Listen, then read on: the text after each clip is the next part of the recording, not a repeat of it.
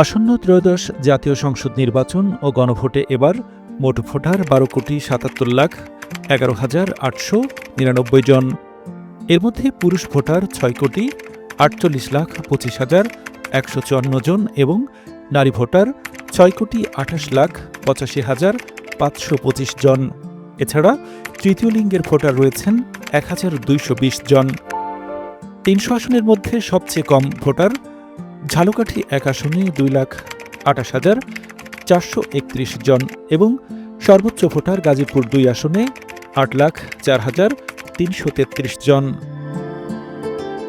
51টি রাজনৈতিক দল অংশগ্রহণ করছে এই নির্বাচনে, যেখানে মোট প্রার্থীর সংখ্যা 2,028 জন। এর মধ্যে স্বতন্ত্র প্রার্থী হিসেবে লড়ছেন 275 জন। দলগুলোর মধ্যে সবচেয়ে বেশি প্রার্থী দিয়েছে বিএনপি। ধানের শীষ প্রতীকে লড়ছেন 291 জন প্রার্থী। দ্বিতীয় সর্বোচ্চ 258 জন প্রার্থী দিয়েছে ইসলামী আন্দোলন বাংলাদেশ। এছাড়া বাংলাদেশ জামাত ইসলামী 229, জাতীয় পার্টি 198, জাতীয় নাগরিক পার্টি 32, খেলাফত মজলিস 20 এবং এবি পার্টি 3 জন প্রার্থী দিয়েছেন। এছাড়া এবারের নির্বাচনে মোট ভোট কেন্দ্রের সংখ্যা 44,779টি। 300 আসনে নির্বাচনের প্রস্তুতি থাকলেও এবার 299টি আসনে ভোটগ্রহণ অনুষ্ঠিত হয়।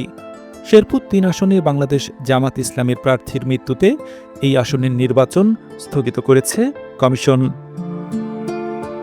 বুলবুল আহমেদ, বাংলা টিভি, ঢাকা।